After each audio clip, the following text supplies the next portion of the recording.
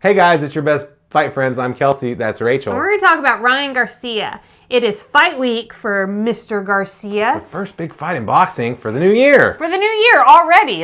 January 2nd. Got a week off and we're back. Who's Ryan Garcia versus Luke Campbell. Now, Luke Campbell is a guy who won a gold medal at the Olympics for the UK. That was a big deal. He's challenged for a world title twice.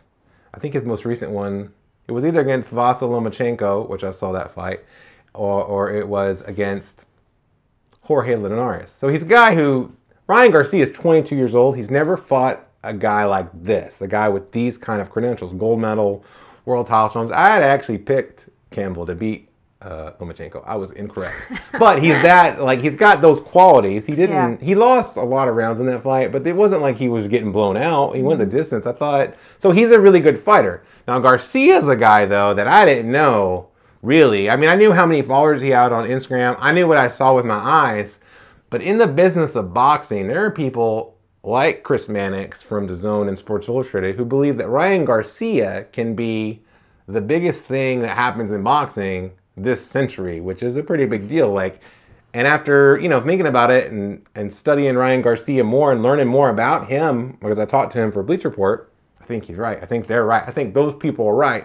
He also told me, Chris Mannix did, that he talked to Joe Goosen about it. And Goosen knew when that kid was 18, he had trained him or whatever, and he knew this guy was a superstar. And he's not connected to Ryan Garcia's camp in any way?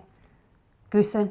Correct, yeah. Okay. Yeah. So I'm just saying, not that somebody can't be connected to his camp and be true about what they say complimentary of Garcia, but I think it's different when you have Mannix and Goosen who are not connected, and for them to talk about Garcia the way that they do. Yeah, exactly. Yeah, and Mannix isn't the type. Because Mannix works for DAZN, right? And so Ryan Garcia fights on DAZN, but he's not. He says stuff that goes against the company line all the time. So I don't expect that to be the case here. Yeah. Garcia, though, 22 years old, man, this kid has a great head on his shoulders. He's really great at what he does. He's already the third highest followed person on Instagram in the boxing world. That's crazy. Mm-hmm.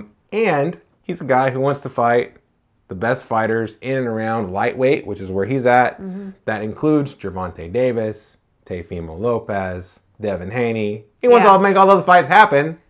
I'm eager to see this fight on Saturday because I do think it's a step up in his career. And so I want to see how he fares. Because, every time you take a step up, when you're up and coming in the sport of boxing, it's a test. Do you pass or fail for that moment? Obviously, it's not a permanent fail. Do you pass or learn, maybe, would be a better way of looking at it.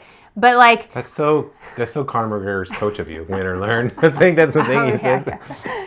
And so I'm really eager to see him on Saturday because I want to see what he looks like, because I know that you just interviewed Garcia, and I can put a link to the stuff that you're writing about him in the show notes for this, but he's calling out Gervonta Davis. We already know Gervonta Davis, right? Gervonta Davis has passed some tests, right? So I am eager to see what he looks like, because if you listened to this show before, I am not a proponent of pushing guys too soon, even if they want the biggest and best tests. Sometimes it can work out. So if you look at a Canelo Alvarez, right? Or Teofimo Lopez, too. If you look at Canelo, who took on Floyd, maybe too soon and lost, he still built a huge, successful career. And so I think that that's totally possible. Sometimes you can take on something too soon and lose, and it does something to that guy,